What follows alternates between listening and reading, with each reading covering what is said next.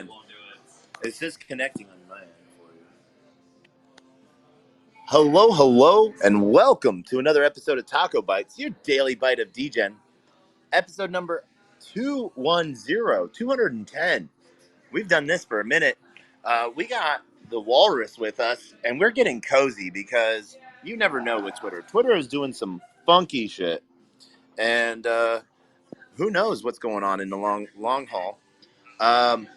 And so, yeah, it's one of those things where we got a really good thing going on here, and we're going to make sure that, let's see here.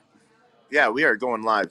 So we're going to talk a little bit about South by Southwest, Pulse Chain, and Liquid. Let's talk Liquid. So we're going to turn off. I like the music that Apple provides. I wish Android would let you do that. I could play music, but it has been a crazy week. Walrus, how are you doing tonight? Man, living the dream. Another beautiful South by Southwest. Austin's doing his finest down here. Glad to see everybody. Glad to have Taco in the house again. Yeah, no, Austin is keeping it weird. Got to go to what's normally called a Vulcan gas company last night. They did this comedy show called Ripped. All of the comedians did their piece sober. Then they got stoned as fuck. And then they came back and tried to go again. One didn't even make it. Just couldn't do it. Couldn't do it. It could not do it. It is. It's Austin at its finest. Yeah, I mean, I'm in tie-dye. I'm on brand. I mean, this is what we're gonna do here. I mean, that's the whole culture, man. The Vulcan spot. I've been there, man, for like Kill Tony and a couple of those spots, man. Seen Rogan there. It is. It's a crazy spot, man. And again, it's very iconic for what Austin is, man. It's just an absolute trash building with some trashy people that you would just never want to miss a day with if you could. Yeah, no, that was the fun piece with it. You do not know how weird I felt because we got there early. We got there maybe like 30, 40 minutes early. Having our cell phone not taken from us, but bagged up. And I'm like, we're just sitting there and I'm like, I sort of feel very anxious that I can't go check Twitter. I can't tell the world where I'm at. I can't send any GMs. I can't do any Degen shit. Man, last time we were there, I literally was sitting there with a couple of my buddies, and the girls got together. They were literally sitting there playing tic-tac-toe. They did not know what to do in between sets. Literally with manually on paper, just carrying on conversation, just handing one pen back and forth playing tic-tac-toe. That's how uncomfortable it can be when you're sitting there with a Ziploc bag like it's fourth grade, your pencil bag with your cell phone locked in it. It is it's a riot, man, but that place is so fun. Yeah. What have you done so far at South by? Man, I've just basically come through and caught a little bit of the conferences. I met up with some people that were just personally here. So I actually hadn't caught that too many of the events, man. We went through and caught the big Dow event there at the corner of on Caesar. That was really nice, man. Yeah. Now we're just doing a little hookah, a little tea, trying to relax, man. Cap it all off. Yeah, the hookah is the fun part. My life is crypto, cigars, and caffeine. The cigar bar closes at 8:30. It's a travesty. This is where Austin is letting us down. We might have to get one of these things funded. To have all those things closed at like 8:30. A few are open till 10, but not the ones downtown. So luckily, Arab Cowboy here came through clutch and hooked us up with the hookah side. But yeah, cigar would have been a little different taste, man. That'd have been the cap. Tonight we are smoking like a dark melon, mint hybrid. Yeah. A little dark melon, little mint, mixing it together, and then some nice Moroccan tea. Man, we've been talking about some awesome Degen shit, and that's I part of me sometimes wish that I had like a microphone on 24/7 because I get to speak with people like you. And dude, you're amazing. I don't know how many times this has been told to you. Your head's pretty small, so you haven't taken it there. I'm pretty sure you have a big dick, so at least that something's coming out of it. But like, I just really enjoy fucking talking with you. You're on your shit, and what's really cool, if you don't know, you actually ask. Yep. Yeah, man. The space is too hard. There's too much going on, man. The hubris is something that we've let become where there's a standard where it's always hard to say I don't know, but especially in our space, man. Like everyone feels like if they're an expert anywhere, they have to be an expert everywhere. It's too hard in crypto, man. There's too much going on. There's too many people doing cool stuff, man. Just you're not looking weak if you're just asking, man. You're just getting smarter. People should just ask what's up. Yeah, no, and that's yeah. It I had to go to YouTube, and I think I have to go to a Discord group to find some help with this weird chain that I have an airdrop waiting for me. It says, "Hey," and I'm like, I wonder how. I don't even know. I didn't even go look to see how much it is. But to get to the chain to get the gas, I'm like, fuck. I don't know. Google doesn't know. But it's people in blockchain. There's. We were talking earlier, and you had said there's like 5 or 6 things that you know that you got down. The rest of it, it's cool. It's amazing. I don't have the bandwidth for it. Yep. You downplay yourself on it, I think, uh, because people ask me, they're like, how do you do all of this with like a finger in every single pot? Do you feel like you're spread too thin? I'm like, the reason people like me is because I have a finger in every pot. I might not know everything, but I can at least connect you to someone who does. But you're a man that knows everything about those 5, 6 things. So we were talking a little bit earlier, Pulse Chain. You know, coming up with V3 testnet version 3 right now. What is that looking like? We are super excited. So the test net's coming through. They're going through and getting clients, getting synced with the nodes for Aragon, and just all of that, all the back end infrastructure. But Pulse Chain, man, it's just community. It's just the people who are excited to be here and building cool stuff. The ethos and the brand. That's what I think is the most valuable thing for any of these chains. Like there's transactions per second, but you just don't care if they're not your transactions. Like you want to be around things that you find value in and interacting with people you find value in, and these chains connect people. So Pulse Chain is just the ethos, man. And you can see that as much as there's been delays and people get concerned, like people are like virally excited just to come on and play with stuff. Like there, of course, there's always moon math, number go off stuff, but people just want to come play with it. They want to come play with all the stuff that myself and a lot of cool people are building and putting together. And I mean, we are excited. Let's roll it back a little bit, just because you and I know Aragon. We know what settlement and execution layers are. Sure. Beacon. So for those that don't know, what is the node infrastructure that's spinning up? So one, you'll never have to care about Aragon ever again once we're live. So let it go in one ear out the other. But Aragon is one of the 4 clients. So Aragon, Prism, Lighthouse, and Go are all there. This is what allows these different validators and infrastructure to all communicate. So another one of those terms you'll hear is JSON script.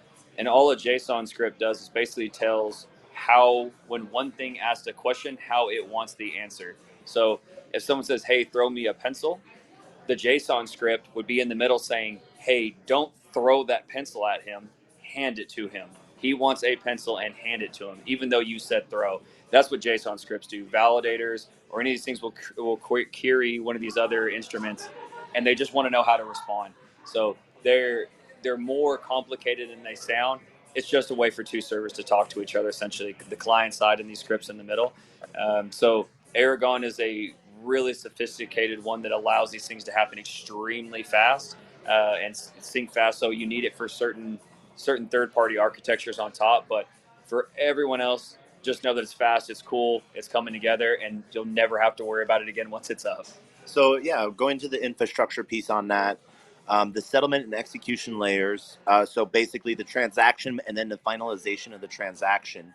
Now you talked about some of the cool infrastructure projects that that use this, and, and to add to, as you were explaining JSON, it not only says like don't throw the pencil at it, hand it to him, but it also clarifies he wants a number 2 pencil that's sharpened with an eraser. sometimes it clarifies that too. And that's where some contract errors can happen as well if it's not clearly written in the contract what to do.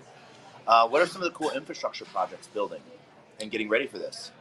So you got Alex over at Hedron. He's doing a big data center, and that guy's he looks like a wizard now. He's got this glorious beard. So he's that guy's doing all kinds of fun stuff. We'll have some node infrastructure as far as like archive nodes, and then we're going to be building Teller. So we're going to have the Teller technologies on that side, which is, in my opinion, the best Oracle setup you can have. It's extremely decentralized. It functions similar to like a proof of stake network. Its only job is basically, rather than to perform transactions, is to communicate that information. So this is the way that you could tell a blockchain, hey, who won the Super Bowl, who won a coin flip, all these types of cool things. So all that off-chain data, or ways to aggregate on-chain data in interesting ways where the logic is stuff done, that stuff we're building with Teller. So let's talk Teller a little bit. So the Oracle system and decentralization piece of it, what sets Teller, who are Teller's competitors? The biggest one would be Chainlink. That's the one everyone's going to know. Yeah. And why, not necessarily why is Chainlink bad, because we all have our own opinions. Chainlink works, Chainlink doesn't work. It pulls prices. Why do you think Teller provides better solution than Chainlink? So the big part is that they don't have the multi-sig wallet that is kind of underlaid for Chainlink, that basically gives them some veto rights to come over and take control of a lot of that feed. With Telor, once it's out, anyone can be a reporter and actually send that information. So literally whoever's listening right now, if you wanted to participate, you can run up a reporter and you can start aggregating and sending data. You don't have to ask. You don't have to do anything. You just send it. And as long as it's deemed correct, it goes through. You get the tip. You don't have to do anything else. So there's none of this isolation or multi-sig wallets. You could go participate, and so can everyone around you with Teller. They can all come out and put in data and participate at the actual data level of these contracts. So you could run a validator and participate in the network, and you can run a reporter and participate in the Oracle, and you don't have to ask anybody. So one of the fun things that I was looking at doing for a little bit, I don't know if you've heard of Internet of Things. Mm-hmm. So they came out with a device called a Pebble, basically taking multi-sensors, movement, and putting it on chain, basically. So air quality, it has a button that you can make it be a command of anything, of like a notion, So like every time you push this button, it puts that button push as something on chain. Like every time I eat food, I push the button and it's a chain notion. One of the funny things, because I love looking at analytics sides of things, and I'm a nerd like that. Dune dashboard. Once you get enough button pushes, I could then go correlate when I eat. What does Bitcoin do? That's cool. So what you're telling me is we're about to start having tarot card readers put on-chain data. Oh, definitely. You could every time the Fool pops up. So now we're gonna have, all right. So the RSI said it's overbought, and oh my, is this a new moon? A new moon with a 3-piece candle? They're gonna start adding it to the TA.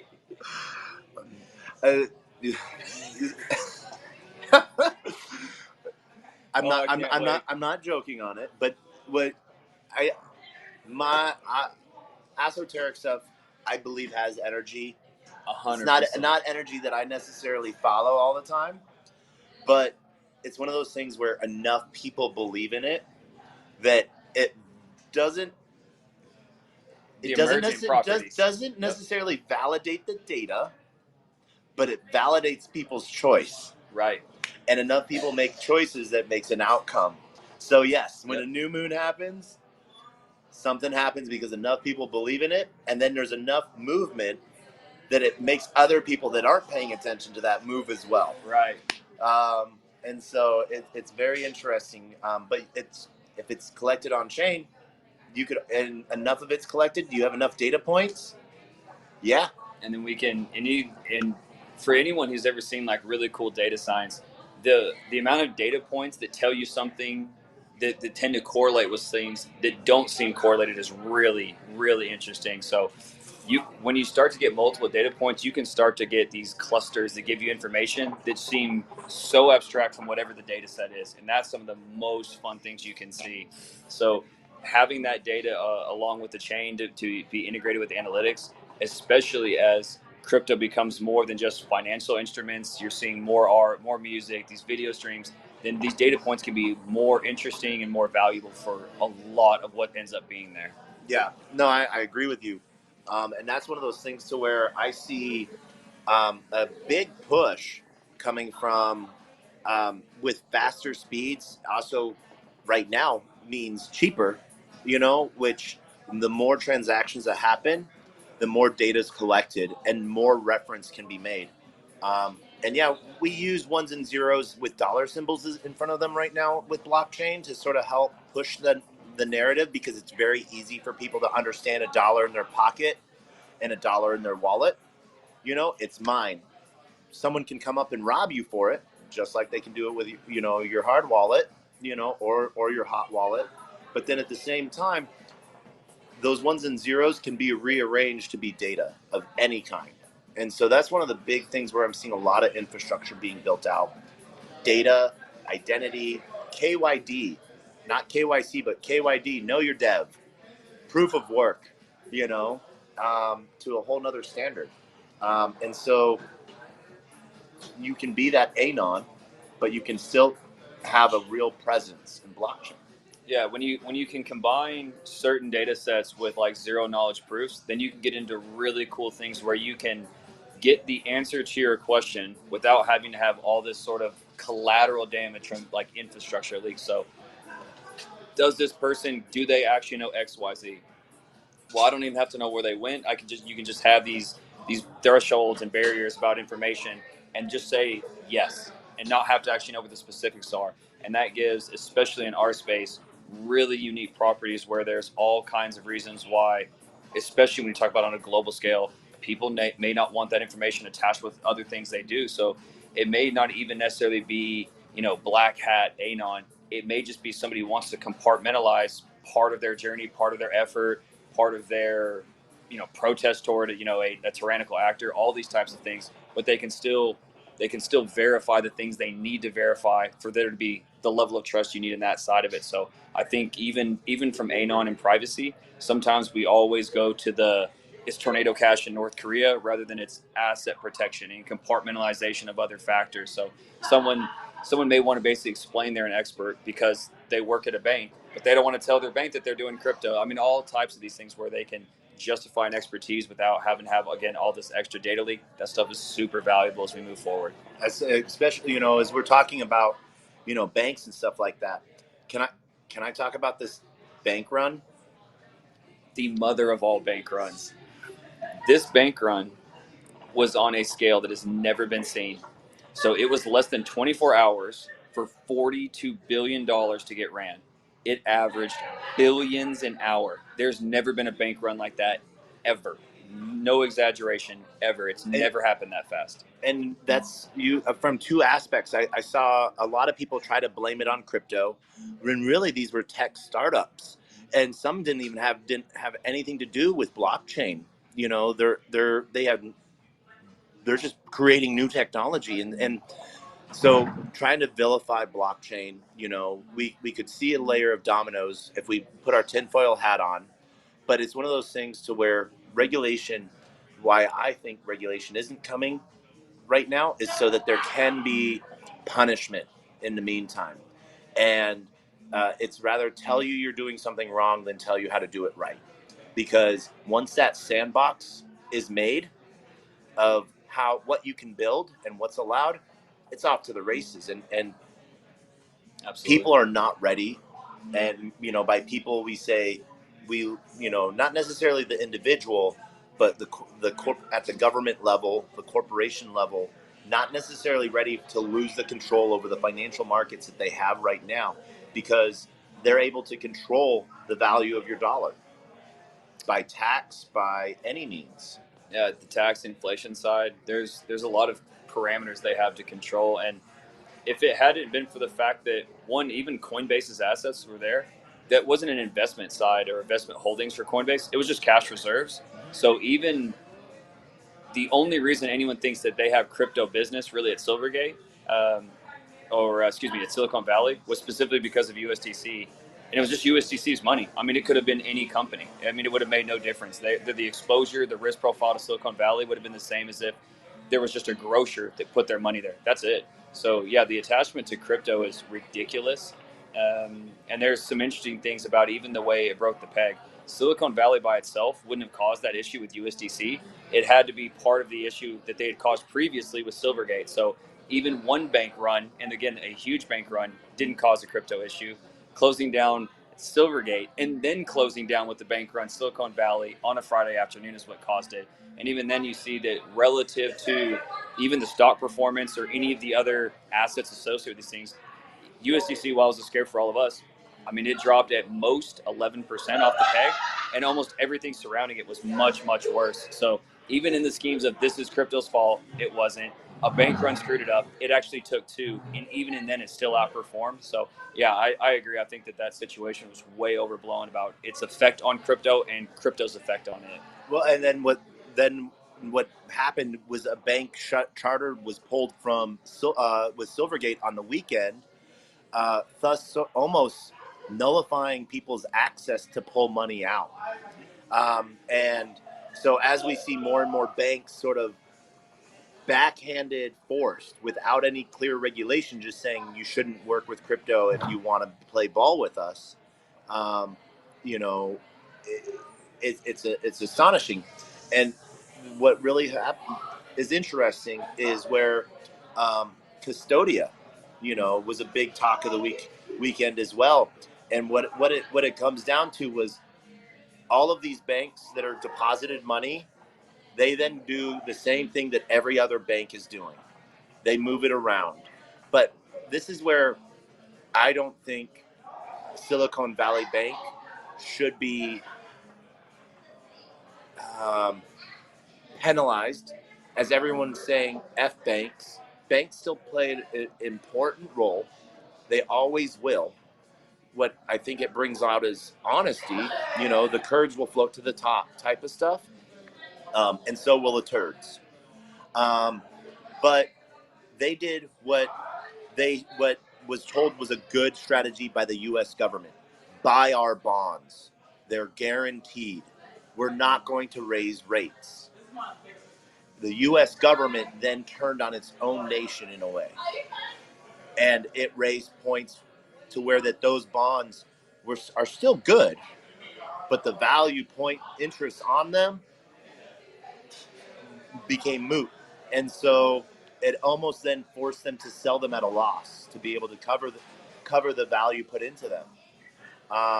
And so when you're having to put belief in a government and that government turns on you, I think that's the bank shouldn't be penalized for buying into the U.S. government. And that's my opinion on that. To pull on a couple of those threads, I'm with you. Like we get too quick to be like F the banks. It's like, which banks? Do you mean the credit union that like is essentially associated with local labor in your area? Like probably not.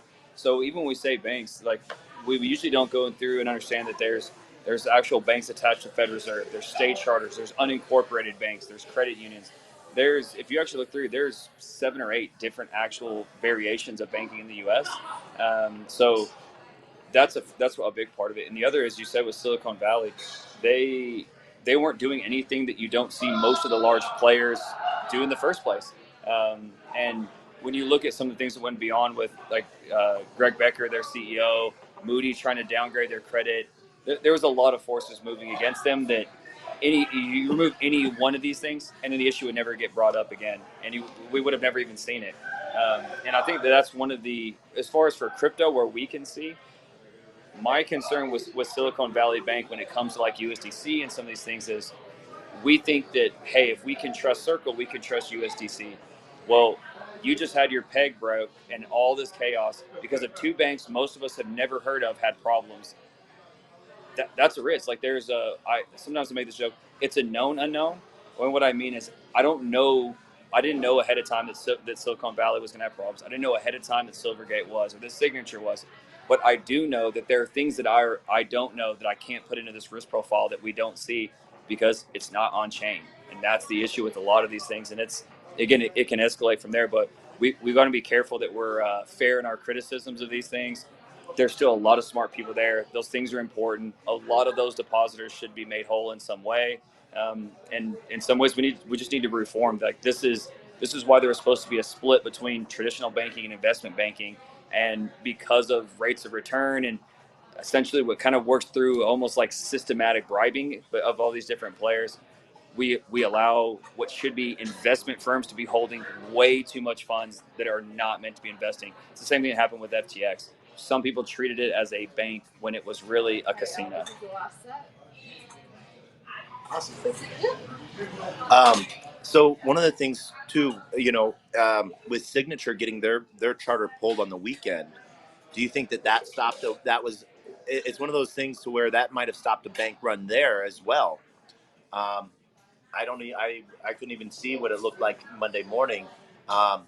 But what really happened too during the weekend was a lot of people tried to shoot their shot and bud the entire banking industry. There was virals going around about like Wells Fargo being on shaky ground, people standing outside First Republic, and I'm like, no one's going to be standing outside First Republic on a Sunday. It's closed.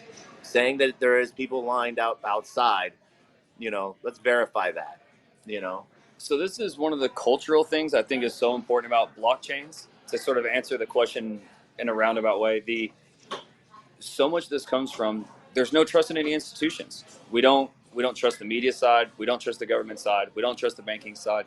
So when you don't trust any of these players, then all you can assume is the worst whenever you get any of this information, or you assume that they're lying through their teeth, and you get these knee-jerk reactions. So some of this like hyperbole and like hyperbolic reactions to all these things are from a lack of trust.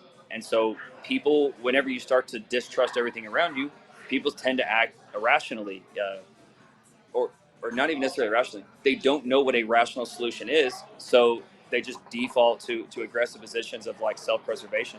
And this is where I think culturally that there's a lot to be said for blockchains, because the trust is there. That's the idea. Even though we think of them as trustless systems, in some ways they're trustful systems, and that we don't have to have all these things that we feel that we can't trust anymore. And so blockchains give us back some sovereignty where we feel like we truly own these things. We want to own everything and be happy about it, not own nothing. And when it comes to blockchains, the elements of trust, like they really do change how we interact with each other, because you can see it here in banking. Because there was no trust from anyone to believe, none of these players, no one had enough trust to say, hey, everything's okay, and actually get the populace to agree. But when that stuff is on chain, you don't have to convince them, you can just show them. So I think blockchains, not only for changing some of these financials, they're really important for just where we're at as a culture. I agree with you on that. And we're getting some love from TJ right now. Thank you, TJ. We see you. Crypto, we also see you as well. And the Staker class, we see you as well. Thank you for joining us tonight. So one of those things then that we want to sort of talk about is, different chains for different things, and right now the big talk with Pulse Chain is the different projects that are coming to it. What are some of the things that are highlights that you see? So maybe with some level of bias, obviously liquid loans, we're really excited to Some bias. Yeah, some bias. So we're going to offer, obviously having ways to extract a lot of value from the native token, having a stable coin that does not have all the issues that we've seen with USDC recently. Again, there's a lot to get into some of the nuances if you've looked at MakerDAO and seen the issues with MakerDAO. So it's peg broke, and this is something that's interesting. Some people think it's because it's collateralized by USDC. That wasn't what actually caused it. It's because there's a hard code in there in the actual MakerDAO contract that says USDC is $1. It actually doesn't reference its price. So anytime USDC's peg breaks, there's an ARB event through DAI, and that's why when they go down, those two pegs tend to move in lock and step.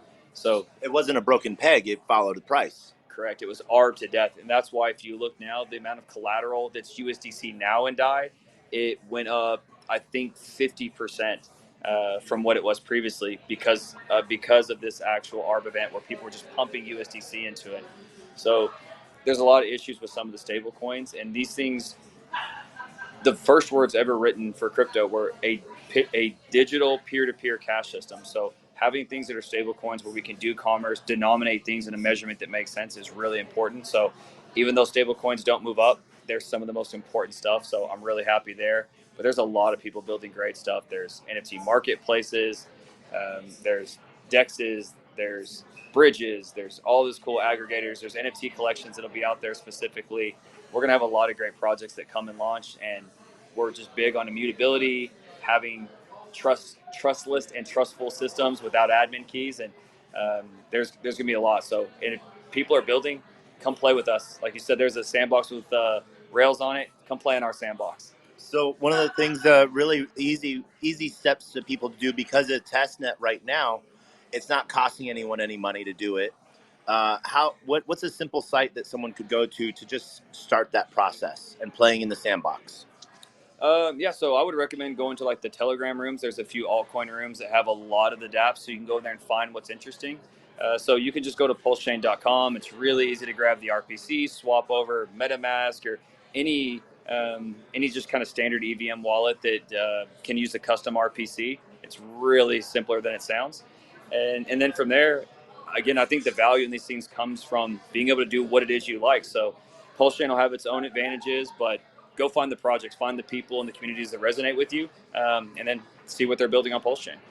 So one of the things you touched on was like dollar values and pegs, um, and I like to sort of get like the idea of like ratio trading, and that's what we're looking at with PulseChain too. Really, what we're doing is we're creating ratio trades. This is supposed to be worth this amount right now, and this is supposed to be worth this amount right now, and let's trade it. And so people are setting up pools, and they're figuring out trades and stuff like that. This is a question I might have: are the LP pools that are being created in testnet 2, are they going to be in testnet 3 bridged over, or new LPs pools going to be made? So it'll be all new. So that the V2 actually has the old consensus. So V3 will be a brand new implementation of the testnet. It'll have new consensus. So you'll actually see likely a different snapshot date than what we saw on V2. So it'll be a more update snapshot, and then but you will see that same AMM bot go through and set all those LPs up. So obviously now there's been a year of time, people in there playing. But those same pools and all of these copies, so all these other tokens will have liquidity on there. People can come in and play right away, trade and swap based on the ratio, and they'll be able to navigate through all these things very, very quickly on V3. And people always ask, and I think you said it too. I think I heard you say it, and I was like, I think that's why I like you. Um, People were like asking me, why should they go to testnet? Why not wait for launch? And in my opinion, it's so you're used to it and you're ready. You know, it's one of those things where if you're waiting for the door to open or to be invited in when you can already walk in, you're late. You know, and so my question on those LPs being transferred over, very early on in V2, I went and made some super shitty Xcoin fucking LP pools that I might have a ton of that shit coin. And I don't know, that's what I was wondering. I'm like, yeah, I was setting myself up for future success. Yeah, that's the thing is you don't want to be in there trying to figure this stuff out live fire. Now there's a few issues with I think some interface to see, but we just saw the mother of all examples where someone on I believe it was KyberSwap nuked $2 million and had it drained down to less than $5 in a trade because they went through a liquidity pool that had no value. It was essentially a dead pool with $3 or $4 of liquidity, and they actually caused an MEV bot reaction where there is one random lucky validator on Ethereum who doesn't realize that he collected about a $1.8 million MEV bounty. So that's an example of what can happen when you don't have dry palms, when you haven't done these things 1,000 times. So again, everyone's going to be excited. You're going to see the super volatile charts, even by crypto standards. So you don't want to go into this thing and be the first time you're trying to make a move is when you're up 15x, and here you are looking at 5, 6 digits, and you're super excited. And then that's when you start clicking buttons and you make that same mistake. So get in there, get reps, play with stuff for free. One, it's the best thing we got going on right now. Most people should not be touching their bags more as much as they do now. So go play with some free coins, get some education, understand how this stuff works, do things you haven't done before. Go provide some LP, see how it looks, get an idea of impermanent loss and the fees you'll acquire, and do that stuff when it's free, and then you'll have a much, much clearer idea and much less likely to screw stuff up once it's live ammo here coming soon. Yeah, and I know there's the pulse chain faucet too that people can hit up for XTPLS, and they can change that to PLS X, and they can sort of then stake into they can sacrifice that to some of the projects that are building on testnet right now to get rewards down the road. What would you say is the Degen play right now? Where's the Degen play? Man, we're getting. It's probably going to be in that ratio trading in that first 48 hours. There will be some unbelievable volatility. So I think what we'll see is what all the degens are in now, what they do with their copies. Do they get greedy and think, okay, well, if I had this many of the original degen coin, how many of these copies can I get? And does the degens come with me? So I think we'll see degen on degen violence in that first 48 hours, trying to see which one of these things they can get to push up in the chart, get some attention, and get big green candles. Okay. All right. And so then we'll talk. That's the Degen play. The person that's coming to the Pulse Chain for their first time, or they're just learning about it, and they want to make smart, safe trades, or they want to make, they want to make 2x. That's all they want. They want that 2x. I always, almost anytime I hear that expression, I almost always tell people, just do less. There's nothing cute. You can go in and look at any of these things. There'll be a lot of projects that have their own tokens. So if you find a dev team community on any of these projects, get in there and hold. Do the simplest, safest thing. There's the stability pool, which is where you can be risk off with LL, hold USDL, and just stake it. Take your APY. You're going to be risk off. You could be able to just hold Pulse and Pulse X and just do less. I wouldn't get aggressive with any of these LP. Don't get queued. Don't ratio trade. The answer is just don't. This goes all the way back to like Warren Buffett's investment strategy. You just do less. If you're just trying to get what would be mediocre by crypto standards gains, you don't have to do a lot. You just have to hold things that are valuable to have market fit and then not touch them. So my favorite quote, the only quote from Warren Buffett that I live by: "When there's blood on the street, buy." 100%. Like trade the counter. That's buy the rumor, sell the news. We have new expressions for it in crypto, but it all comes back to that one quote by Buffett. Not only, well, I also like to, I think of it as the Costanza effect. Good news, short. I remember I was at Futurist in Toronto at ETH Toronto.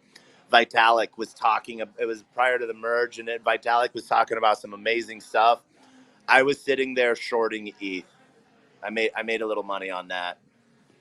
That's actually it. It's interesting. That goes to one of my favorite things that RH ever said, and that's that you can be technically right and price wrong. And it's so interesting in crypto how once the tech is out, once the mystery box has been opened, there's less price impact because so much of this stuff is still speculative and you just never know where people's heads were, how many people loaded up for the event who are looking to sell at that point.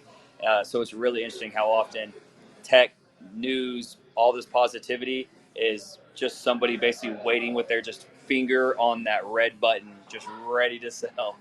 So let's there's been some stuff of where a lot in the communities of Pulse Chain that's growing out from the Hex community, adding new people in.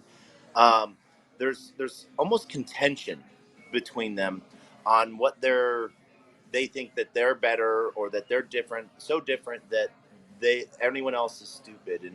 And I feel that I'm putting my thoughts on how I perceive you is not just to live and let live, but let's all fucking live and thrive. And so, is there any words of wisdom that you might have to all the different communities that are looking to build out on Pulse Chain? Yeah, I think it would be like live and let prosper. I think that when you're this early in a chain, everybody's success is your success. So if you look at market makers, or lots of these positions, they're willing to take lower ROI moves because it boosts the entire ecosystem on the whole. So it's a high tide raises all ships. I think when you look at Pulse Chain, that it is way too early to be fractured, and we just never had enough smart people. There's never been a place in the world yet where they were like, hey, we have too many geniuses, we got to kick a couple out. So never turn down good brain power. If you have people that are trying to come and build, don't be don't be so sure that you're right and be overconfident in your own evaluation. Even if you think they're building something wrong, you could just be wrong. Crypto's that hard. So let everybody run their experiment. If they want to come build on the chain and contribute to the ecosystem, let them. It doesn't mean you have to support them. It doesn't mean you have to throw money at them, but it means you probably shouldn't throw rocks at them. Like, live and let build. We'll take all the smart people we can get. Can I tell you one of my thoughts on that or my experiences? Absolutely. I got a 3 billion Doge tip once. That, yeah. Yeah, we take that. We take that 10 out of 10. Yeah, and guess what I did with that? Doged it away. I gave it away. I gave one guy $1 million Doge for a meme that made me laugh.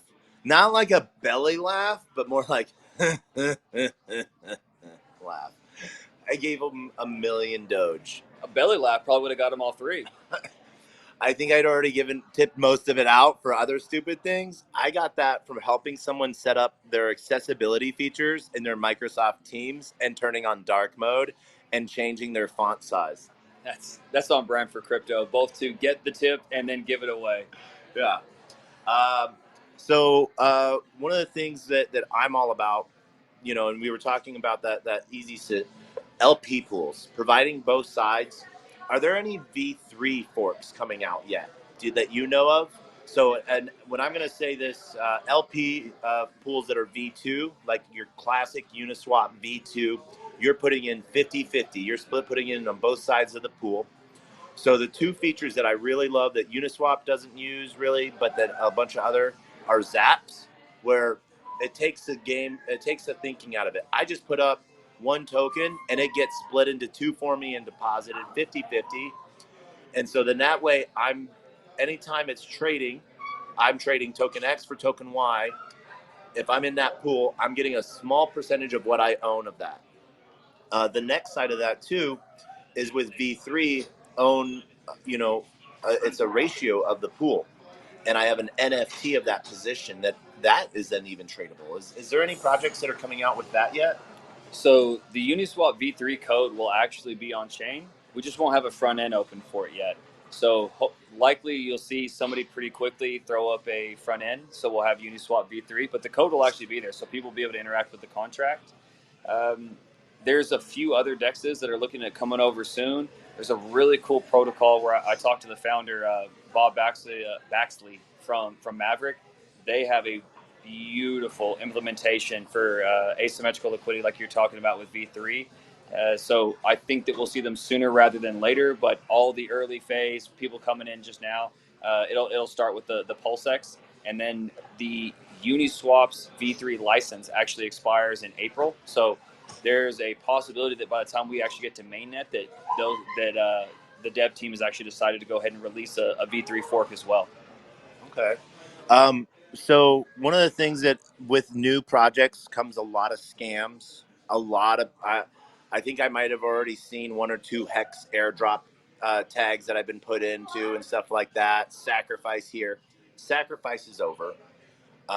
What are some of the teams doing that maybe you can talk about or you can't talk about or you don't know to help not only inform their community but just generalized information out there? Because you create a lot of good content for information. Protecting people, I think, is one of those big things. So we were really lucky early on when the original sacrifices and all these things went on, and then it was very centralized in the Telegram rooms. And there were a handful of amazing contributors who spent a ton of time in there, as I did in the VC. So once we get closer to launch after V3, we already have sort of a gentleman's agreement from a handful of the different teams, as well as a lot of the contributors in the community, to go through and basically have some unified messaging so that we have very, very clear messaging. So that means If they see it tweeted, they go to a Twitter space, they go to a Telegram, they go to a Discord, no matter where it is or who says it, it sounds the same so that we don't have, we're not playing the telephone game with things that get people wrecked. So we're going to have some standardized information that we try to get out where all the language is the same. It's nice and clean. It's not biased per team. It's just, hey, here's how you do this stuff and don't get wrecked. So that'll be the first part, is just, again, a nice, clean, simple language where everyone's one band, one sound. And then around launch, we'll have multiple Twitter spaces open. We'll have the both main PulseX and Pulse Chains main Telegram open. And then there'll be many of the sort of core larger teams will have their spaces open as well for project specific questions, but also just so that they can get access to, the smart brains and all those projects. So we'll have as much open dialogue as humanly possible around launch, and we're going to do a lot to try to make sure that we have really congruent messaging and like very clean documentation that, again, one band, one sound, so everyone can repeat it till they throw up and never make that mistake. Nice. All right. In the meantime, I'm going to do my Degen stuff. I click on every link. Wait, what are the first 12 words that come to my head? I'm just going to say dinosaur. That's I have these 12 words, and so as I say that, I jokingly say that. I want everyone to remember: never give out your seed phrase unless you want to give someone your money. It's like your debit card PIN, your mom's maiden name, your date of birth, and access to all of your bank accounts and your ID all at the same time. And not your keys, not your crypto. But one of the things that I still think, as we all sort of turn, like we were talking earlier on banks, banks will have a function. Sexes still do. They're a very easy on-ramping solution. I think I was talking with an Arbitrum researcher, and then before, side note, Arbitrum is coming out with its airdrop. Please only go through Arbitrum's Twitter page directly. Or if you have Arbitrum already set up, go through Uniswap, and Uniswap will take you to Arbitrum's page. Don't click on anything else. Please be safe on that. That's coming up in 6 days. So there's a lot of scams coming out on that. Be careful. But sexes still have a huge thing.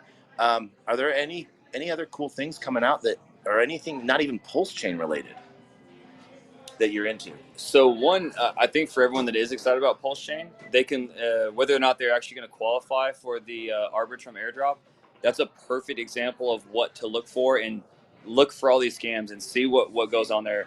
And that's a good representation of what we're likely to see on launch. So this is a great little test case to see, like, okay, I see all the tech support, and I see all the tags for here to go, and I see where all the scam links are, and I see all the fake Twitter posts and all these things. So that's a great thing to look for and say, like, okay, this is what I can expect around launch, to take your time. As far as in the space, strangely enough, I think the stuff on Bitcoin is really cool. I think where ordinals are going to come, Taproot, Snore signatures, partial signatures, I think that we're going to see a level of DeFi that comes out on Bitcoin that Bitcoiners are not ready for. So as much as I actually think there's going to be really, really cool tech on Bitcoin, I'm actually just here for the chaos. Like, I'm just here for the Bitcoin on Bitcoin violence. It's going to be insane. One of my favorite things early in crypto was the Bitcoin Cash, Bitcoin Core split, and seeing some of those debates work through. So I can't wait to see the most polished suit and tie Bitcoiners crying about the stupid pictures that are filling up their chain. Yeah.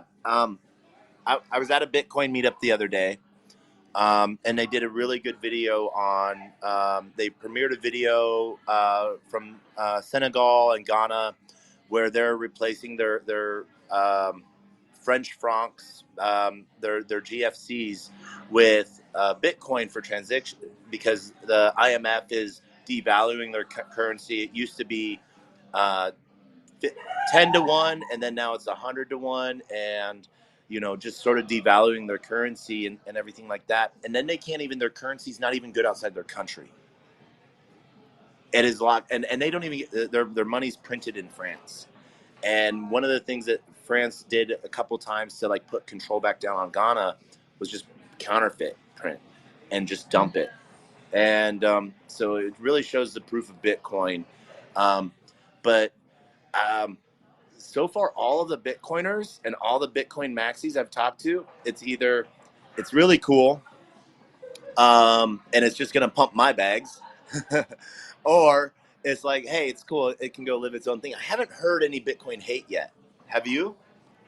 They just don't. They haven't seen. So this expansion on Bitcoin, it's not going to happen. It happened already. They just don't know it yet. I think they see Taproot, they see Snores, and I think they see it as just what it is now, and not realizing that this is what they've just opened up for is a very broad spectrum of DeFi. And I just, between the bear markets and the limited uses now, I just don't think they realize the scope yet. This chaos is coming, and I cannot wait. We should I should do a video sometime of like downloading a new Sparrow and how long. Oh, that video will take forever. And thinking that we'll just sit there live and talk about something as that does that. I mean, I would pay hundreds of US dollars to sit here and try to listen to Michael Saylor backtrack on everything he said and be like, honestly, NFTs are kind of cool. Like, because now they're going to be on Bitcoin. So we're going to see a lot of tune change. And yeah, I think when they really understand the scope, when they see how much change there is, it'll be absolutely just comedic value will be off the charts. The value of the comedy might be more valuable than the chain at that point. The new meme coin on Bitcoin. Is Bitcoin now a meme coin? Oh man, one of the funny things I did. I love taking pictures and editing them just for my own fact. Frank from DGods posted when they put DGods as an ordinal. So he took like an old like Windows 93 computer logo and like just put the orange screen. I overlaid that with the blue screen of death. And I'm like, I'm sorry, Frank. I didn't mean to touch it. I didn't touch it, click on anything. I'm sorry I broke it. I just love that the Degen thing, but not the nerd thing for me. So that's the thing is Bitcoiners have been able to kind of segregate that and be like, that's crypto, that's not us. It's about to be us. They're about to have to do with the blue screen of death on their precious proof of work chain. And again, I think a lot of that stuff is actually going to be really, really cool. I just think that again they've had a very unified message, and so I'm just really interested to see how that community responds to so much radical change, because especially if they haven't been here since around 2017-ish when they had the Bitcoin Cash split, they've never seen change. And even if they have, they've never seen change like what they're about to see. And so I actually think that Bitcoin is going to be one of the most interesting spaces throughout this bear as we kind of lead into once we get to the bull market, everything will be fun again. We'll see stuff everywhere. But if this development if the development on Bitcoin sort of beats the green candles out, it will be the bell of the ball. It'll be a lot of fun to watch. So I'm really excited to see how the development goes there. Yeah, there even Zen, the Zen community, Jack and Zenzu are doing some really cool stuff where they're doing ordinal inscriptions via ETH and tying back and making it a pull back and forth so someone can get on and off. There's some really other cool projects building out on that stuff. And I got to give a huge shout out to my Zen community. They all like to call themselves Zenturians, Zenians, and I wanted some Zen friends. Zen friends, I'm in on that, man. I wonder if I got a chance to eat pizza with Zenzu and Jack not too long ago in Denver. I wonder, are they my Zen friends now? Probably. Yeah, I think we're in on that. Sun Tzu loved it. He loved it, and another one of the hex projects that I'm part of, Poor Pleb. I got a huge shout out to my PP friends. I was out I got to put my PP out. As Walrus was talking earlier, we met up at ATX DAO here in Austin. So really great crypto community hosting an event tonight. I've been part of ATX DAO since last year when they formed and everything. But I was literally out there handing my PP out to everyone. And literally, I can get away with saying this. You now have proof of having the biggest PP with no utility. Can confirm this message. I've seen it in multiple states now. Multiple states I've seen this. There's PP stickers at gas stations everywhere. There's a glory hole right next to a PP sticker. I'm assuming in every gas station from Denver to Dallas down to Austin, there'll just be an absolute trail of them. They're across Wyoming. From like when I got PP stickers and I drove from Las Vegas to LA to San Francisco, back to Denver, then to New York, then to Miami, then back to New York, then back to Denver. Yeah, there's PP stickers everywhere. Everybody stays with the PP stickers. You know, and it's fun because I like to say, hey, you got the biggest PP. I can get away with saying that to anyone. I can say that to men. I can say that to women. I can say it to them, theys.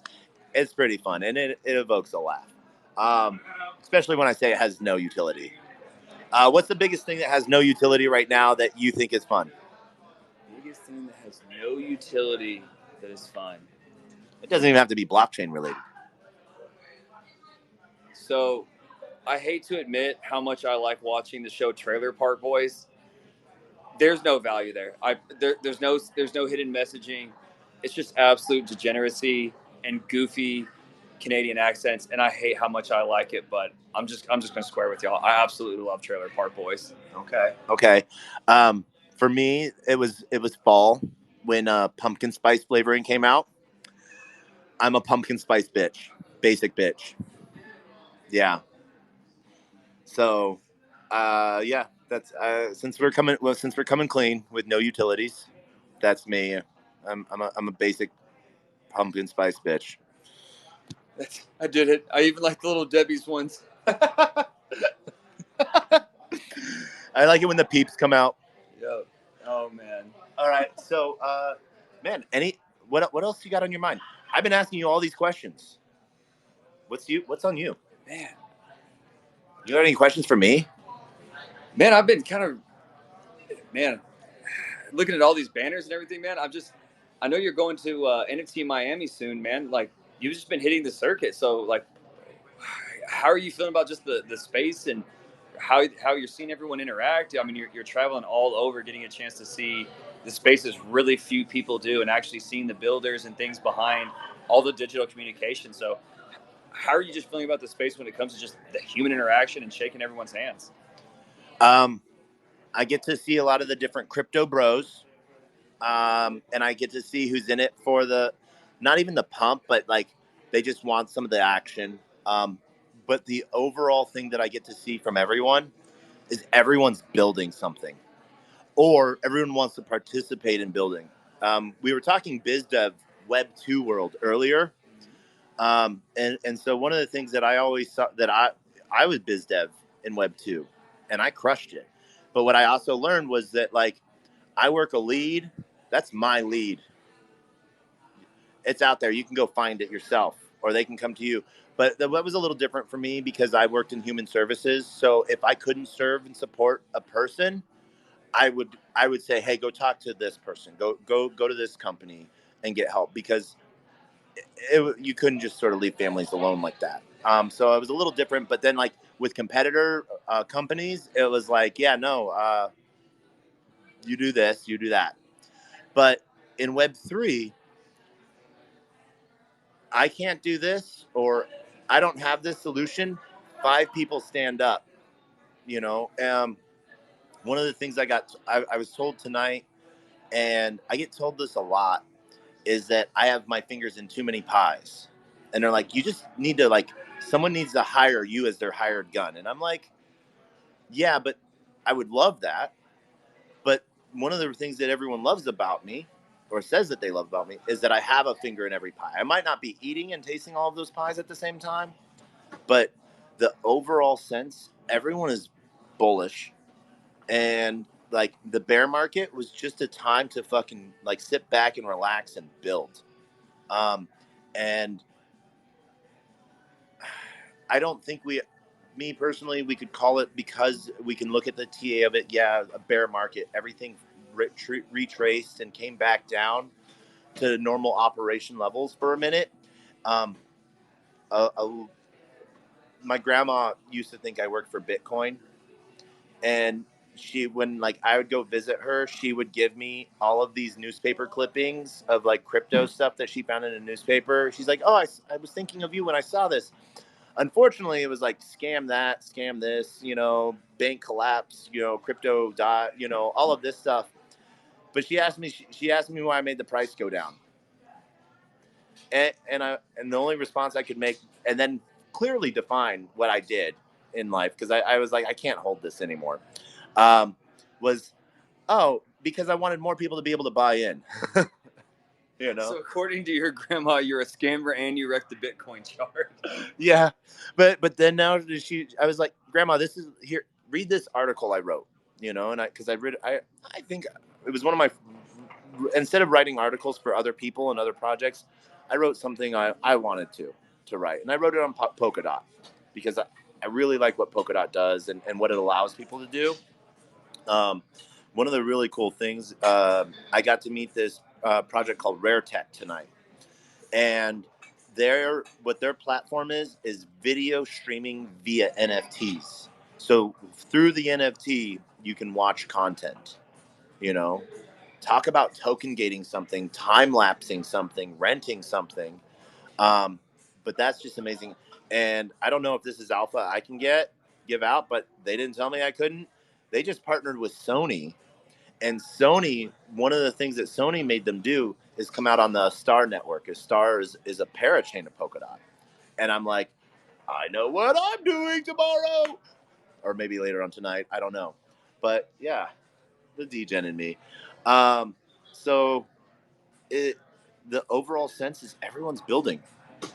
Everyone is like trying to just showcase that there's a different way. That's what I've seen about this bear market that seems so different is that, of course, all the crypto volume goes down, even for like searches and all this sort of participation, but it wasn't really crypto. Like exchanges failed. You have the sort of just all the socioeconomic stuff at big scale, macro. Like crypto's great. Crypto's just better than it had ever been. Like we didn't really have like the ICO phase or any of these things. Like you could still say it's like DeFi summer in some ways, but they weren't just like a pump and then all those things went away. Like tons of these DeFi projects are here to stay.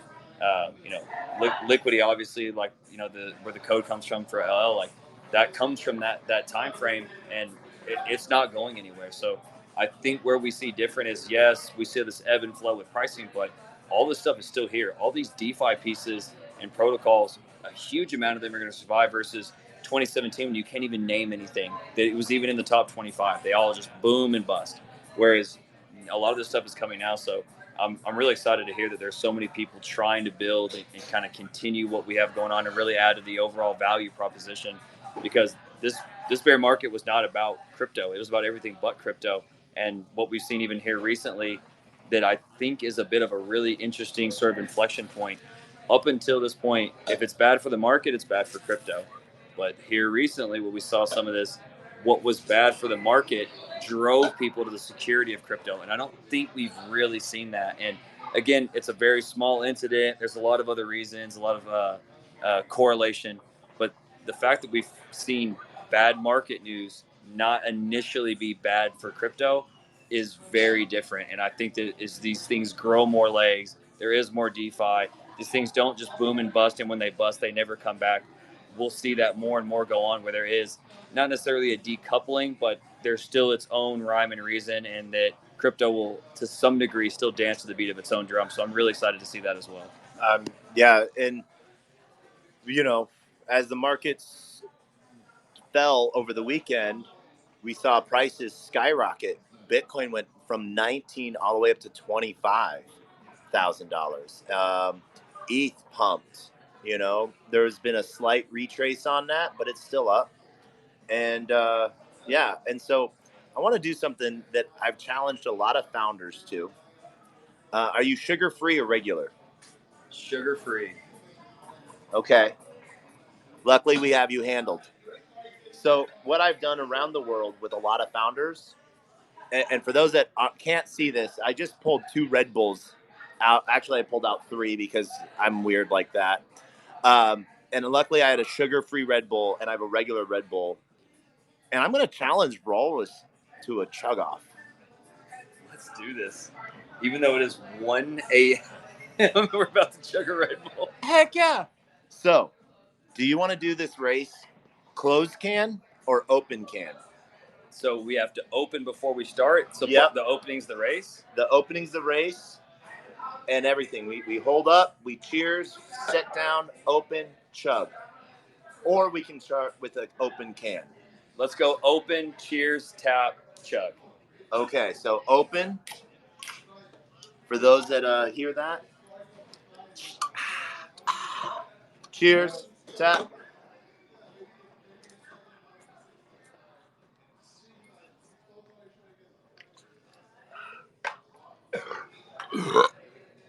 Handled.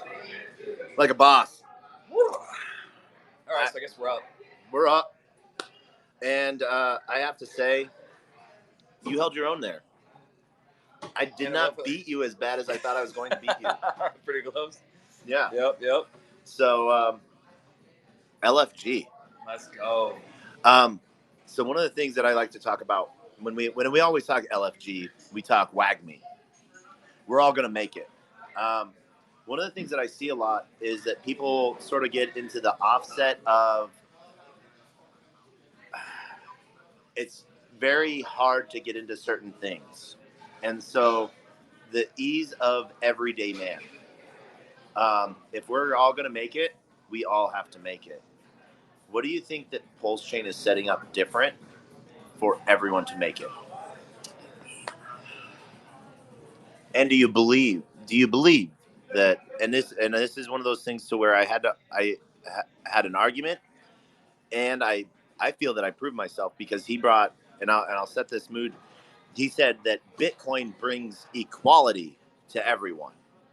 And I was like, no, I don't think it does bring equality to everyone. It brings access and control to everyone. The equality is I might have 3 Bitcoin and you only have 1. It doesn't bring equality to banking in any way, shape, or form, but it means we both have control. So, yes, in some sense, we're all going to make it is we're all going to have access to the same thing. What we choose to do with it is going to be different. Where do you think that Pulse Chain might set that different and making sure that everyone has access? It'll come down to seeing the things in the community where we see even things like Teller, everyone can participate. So there's an ethos around participation, lack of censorship resistance, even things like the fixer bot with liquidity. It's not doing those things based on who we like, who we don't like. So from LP from the beginning, it's based on this distribution of everybody gets to go run their own race. When you look at the stable coins, you look at the oracles, you look at the project development, there's a huge amount of founders that speak to each other, that try to help with resources, that help with connectivity, that help with node operation, that help with all these things. And you see it all the way down in infrastructure that most people won't see, but you see it build all the way up from there where it's come play. We're not going to censor people. We want everyone to have an opportunity to come in here and build cool stuff, whether it's, again, NFT collections or heavy hitting DeFi or any of these aspects on there. If you want to just come flood the chain and mint Zen, whatever you want to do, guys, no one's going to come in here and stop you. So I think we just push it from the beginning that part of the ethos is everyone can come participate, not only because we want people to participate, but because adding people to participate actually makes the system resilient, because the more people participating means more they have to go through and actually shut these things down. It just adds to the decentralization aspect. So preaching, practicing what we preach all the way from the top to the bottom. It's just a lot of uniformity. There's not a lot of virtue signaling. We're actually trying to build those things. Do you see L2s coming out on Pulse Chain? Probably not nearly as fast as what some people might think. RH and some of those guys aren't as big a fan of L2s, and I think the L2s have good scaling solutions for certain things, and I just don't think we've really run into some of those yet. So as we get more enterprise level users, as we try to go approach things like Visa scaling for transactions, I think we'll see more layer 2s. But if I'm really just calling balls and strikes, I think that'll actually be somewhere that Pulse Chain probably lags, honestly. Okay. And I say that just for the simple fact that there's like a lot of new tech coming out within MetaMask, like MetaMask snaps and stuff like that, where allows one person to give a transaction approval for multiple transactions to follow without them having to stop their gameplay. Do we see? Are there any play to earn games coming out on Pulse Chain? There's a few different games on there. I haven't really kept up with them. I know like the Pulsarian guys are doing something, and I can't remember the name of the other guys that are dropping a couple. But there's a few teams already approaching on some of those. Nice. Okay. Because I know there's like sometimes it's whether the game is on chain or off chain, on chain analytics and stuff like that, and those pieces really bring out some cool stuff and bring out competition. Yeah, I mean, again, I'm happy to see all those things on there. So I think that you can see some of these different sort of micro ecosystems pop up on different chains, and so I'll I'm always just interested to see what ends up coming of those things. So the play to earn games isn't somewhere I've spent a lot of time, but I'm interested to see that area develop because it brings on new people. Every gamer we get to come on and play one of these games and then get into blockchain is one less person that we have to explain the tech to come in for financial reasons. So I always want to see everyone building cool stuff because cool stuff is valuable. I think sometimes we underrate that cool is valuable. Like things can just be cool and that's enough. And there's a value proposition to being cool. So again, kind of like how I said, you can never have enough smart people. You can never have enough cool stuff. So as funny as that sounds, it's actually good economics. Build cool stuff. People like cool stuff. Um, I agree with you 100% on that.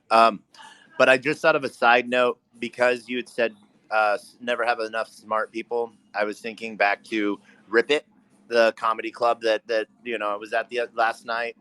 Um, there's this guy that was on Kill Tony. He won a golden ticket. He has cerebral palsy, and he like puts his microphone on his talk on his microphone and uh, talks through his phone and stuff like that. And he was sort of making a funny joke on, and this is too much Red Bull in me, I think, that's bringing this up. He was like, people always walk up to him and they're like, "Oh, you have cerebral palsy? So and so has cerebral palsy. You should be friends." And and he's like, "I think this is the only disease where people say you have it, you should be friends." He's like, "You're a dumb person. I know another dumb person. You should be friends." But the fact that he said that through text message was even funnier. Man, what a riot, man. That would. I just can't get over that. Hey, I know someone's cerebral palsy. Y'all should come. And what? Talk about cerebral palsy? Like, that's a great topic of discussion. It's not like they're both into the same sport, man. I don't know, maybe. I dig it, man. That's actually pretty funny, man. So yeah. All right. Final thoughts for tonight. I want to thank everyone for joining us tonight. For those that didn't like and reshare this room, I still love you. I don't need the likes, but there's always good information here, and I'm really honored to always have really cool people to talk. Closing thoughts. Man, just so much of what we do is digital and comes behind digital communication. I encourage everyone because I promise if you're really into this, no one around you is, and you're the only person babbling about all the nonsense stuff that we think is so awesome. I encourage everyone, even if it's not your ticker symbol or whatever it is, if there's a Bitcoin conference, if that's all yours, if you're in a smaller place, go to a conference, go meet some crypto people, shake some hands, see that there's people that exist behind the PFPs, see that there's people who really believe in this stuff, that just think this stuff is awesome as you do. Just the goofy conversations. I wore an FTX hoodie one of the days in East Denver and had people literally, I could see the roller coaster between, what does that say? Is he where? Oh, it's a joke. I get it. Like, and just seeing that pullback, it cracked me up. Like, I would see these sideways looks where, like, I wasn't sure if I was going to get punched, and then they get the pun and realize, like, oh, I'm wearing my Liquid Loans hat or sitting around, a bunch of DeFi guys. So, like, get out in the community and actually meet people. It is amazing how different people are. You get a chance to shake someone's hand, you realize that they're doing cool stuff. You're way less likely to take something they say and think that they're trying to be an ass. So it's really amazing to get out here and meet people. So as much as what we do is digital, go shake people's hands, go hang out at some of these conferences, regardless of their ticker symbols, and just hang out in the space, man. Get a chance to meet some of the great people in the ecosystem. I agree. And when people want to know where they can go for that, Eventbrite and Meetup are two really simple things. In almost every major city in the world, there's a Crypto Mondays meetup. Like you said, it doesn't matter the ticker symbol. It's other DeFi degens. Me personally, I like to take the starfish approach too. I teach people how to get into blockchain one person at a time. And I do it as simple as onboarding them into Coinbase because it has a really good learn and earn system. So they don't even have to put money in. They get free money. They can do whatever they want with it. And I do that one at a time. And it wasn't even me that came up with the starfish. It was Eskimo. And the story she told was the old man in the sea walking on the beach covered in starfish, just covered. And, they're all drying in the sun, dying and stuff like that. And this guy's picking them up, throwing them in the ocean one by one. And the boy says to the old man, he's like, why are you even doing that? It's not, there's too many, you know? And the old man bends down, picks up another starfish, throws it in the ocean. He's like, it meant something to that one. I love that, man. I love that approach, man. There's something I got actually out of speaking with Jack one time that was a small thing that he said that really resonated. And anytime I get a chance to talk to some of these brilliant guys, there's almost always what can be it seems like it's such a simple sentence to them. And then I'm like, hold on, like it's like a lens to kind of think about what you get from that person. And one of the expressions he used was just measure local. So you can look and say you didn't make any difference to that beach, or you can say that you radically changed the life of that starfish. So you got to measure local on these things. So one person at a time is one whole person in crypto. Yep. Yeah. And that's how I think it's done. All right. As we put you on the spot, 10 seconds, words of wisdom. Oh man, there's this old cowboy film where there's a guy with one hand and he starts reloading like 6 different guns. And if someone asks him, man, you only got one hand, why you got all those guns? And the guy just takes a deep breath and says, I don't plan on dying from a lack of shooting back. So I just encourage everyone, regardless of what the scenario is, shoot back. Yeah. And, one of the things that we have coming up, we're going to NFT Miami.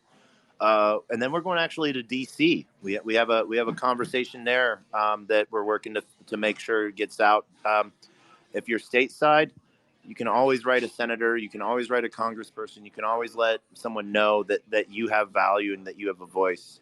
And so as I close out, we close with our greatest words of wisdom. A closed mouth cannot be fed, and you cannot feed a closed mouth. And then we like to end with the greatest knock-knock joke on the face of the planet. Walrus, can you help me with this? Knock, knock. Who's there?